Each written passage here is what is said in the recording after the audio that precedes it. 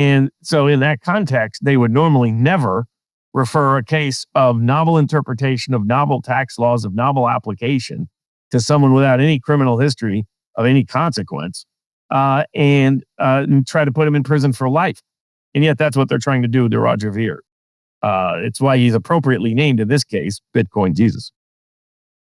So where exactly do things stand? Like, what's the next thing that's going to happen? So the government has issued the indictment because that's been publicly disclosed. And so at this point, and then they sought his extradition in Spain. So what can happen is if we follow the Spain court, so I've helped out with extraditions around the world. And in Spain, any Spanish citizen can file a criminal complaint of a kind. So it varies by jurisdictions where you can do this. There's some states in America where you can do it, by the way. Don't want to give anybody any good ideas, though. All of a sudden, Anthony Fauci gets indicted in 30 different counties across America. The world celebrates. But there would be challenges within that.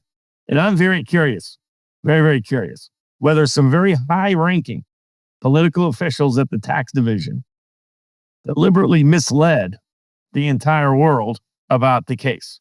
And the reason that I've done so many of these cases over the years, that you start to detect patterns.